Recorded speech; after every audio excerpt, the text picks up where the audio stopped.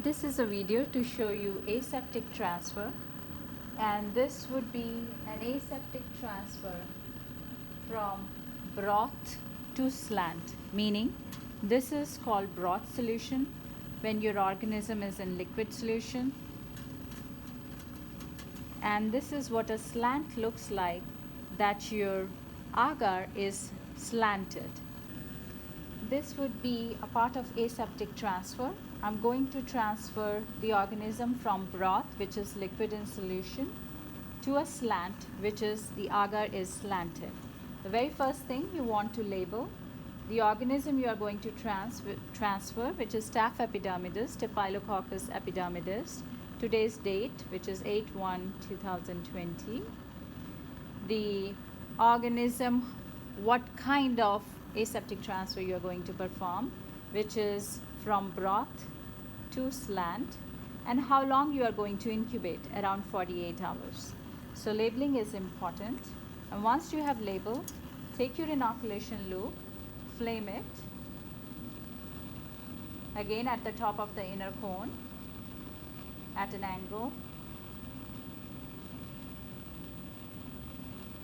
and once you have flamed it,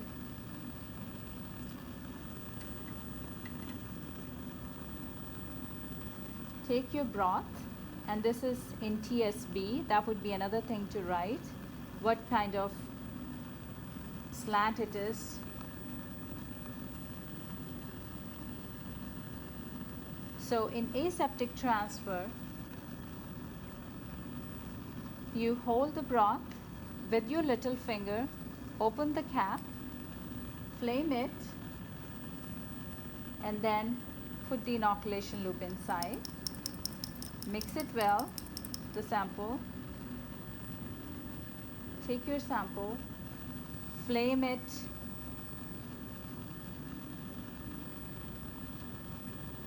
take your slant, which you are going to inoculate with, open it, flame the lip of the tube, and gently take the inoculation loop inside and make a streak.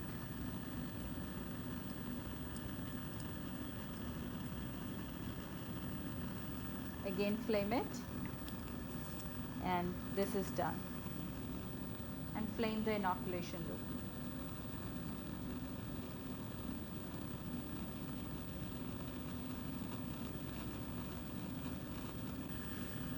This is an aseptic transfer from a plate to broth. This is what an uninoculated broth looks like, which has no bacteria. As you can see, it's all clear, versus this is a broth solution which contains bacteria, and see how turbid this one is. So I have already labeled this with today's date, what type of transfer it is, plate to broth, and the organism I'm going to transfer is Serratia marcescens, so SM. And one more thing you can add is how long you are going to incubate, which would be 48 hours. You can also write what kind of broth this is it TSB or nutrient broth? So this is TSB, so I'm writing tryptic soya broth on it. And then you take your inoculation loop, again flame it,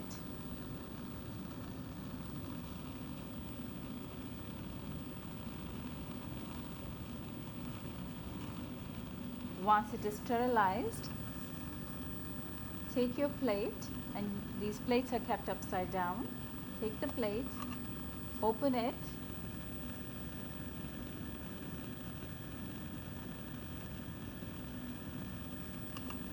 and I have just picked one tiny bit of bacteria. Open your tube to be inoculated, pass it through the flame,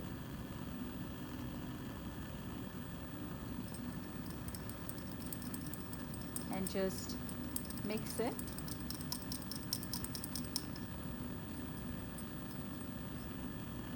Flame the tube and close it.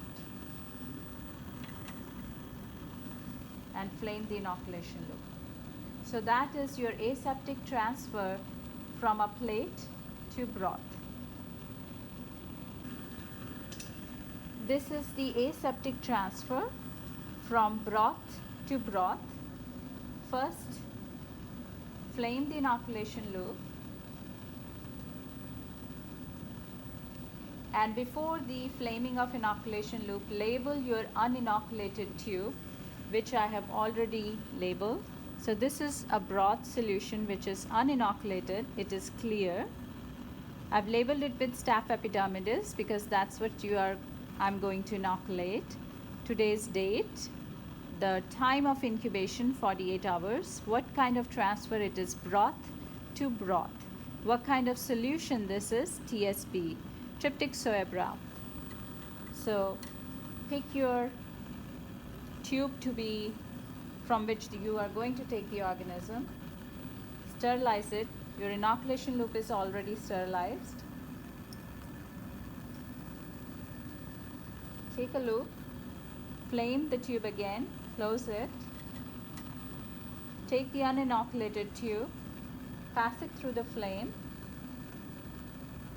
and then just gently put it inside. Avoid touching the lip of the tube. Close it and then flame the inoculation loop. So this was aseptic transfer from broth to broth.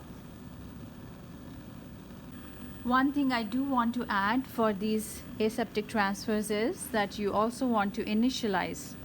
So GG, anything you work on. Hi class, so today we're going to be looking at our results for the aseptic transfer lab. I've got our broths and our slant here, so let's get started.